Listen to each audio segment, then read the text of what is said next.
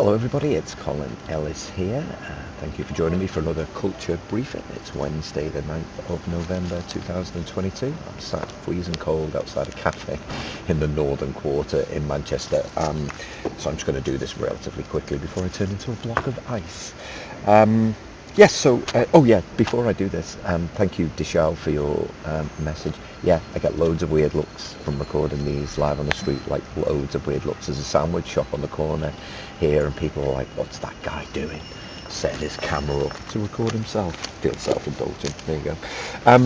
The hotel randomly has the New York Times. So I'm going to give you a culture story from America.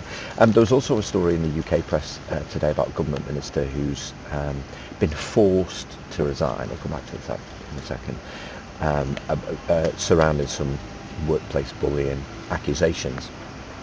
And if they're true, some of the things that he's reported to have said are appalling.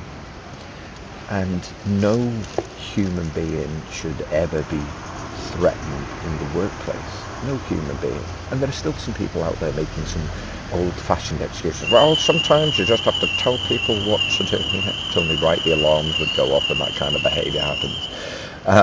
But what we need is for people who have the responsibility for looking out for humans is make sure that those that do face those kind of allegations, that they're investigated properly, that people are coached and supported, are helped and supported who've been on the receiving end of those, that those who are alleged to have done it also receive coaching. People from time to time make a mistake.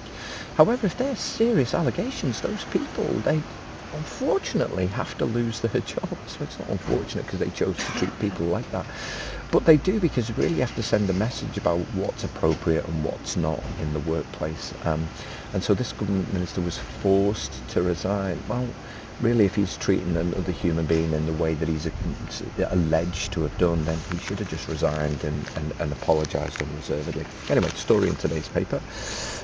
Is returning to the office worth it? Many say yes. Many say no. It's the thing with these kind of things, is we like to deal in absolutes. Yes, no, open plan, hot desking, whatever it might be. I think when it comes to returning to the office, and something I've been talking a lot to my own clients about, is to really make sure that, firstly, it's a place that people want to go to. So many people's offices are dry, boring. So many people's offices, open plan, which really lends itself to one kind of work. There isn't the opportunity or the possibility for kind of private conversations, for quiet work, for social activity. So I think organisations, before they just start selling off their space or giving up their rents, is they really need to think about how they can reconfigure the office. The other thing that I mentioned about the story, and of course, you've got lots of different opinions.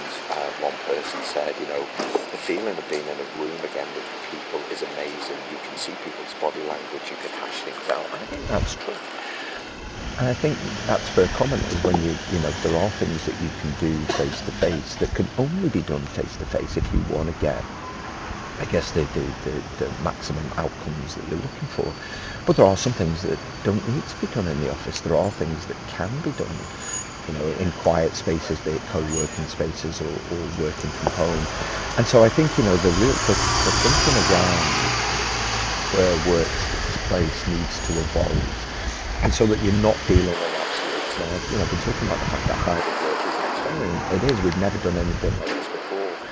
And senior leaders should really engage staff in the experiment and really figure out what lends itself to the office and what does the office need to look like to accommodate that, and what lends itself to kind of more private and quiet work, so that eventually organisations move away from, you're in the office Tuesday, Wednesday, Thursday, and move more towards a model where people get to kind of have agency over where they think that work should take place. And there's recognition from all staff that actually it's not about you and your own personal preferences. It's about what the team needs in order to be productive. Anyway, hope you find that useful. That's your culture briefing for today. Look forward to seeing you soon.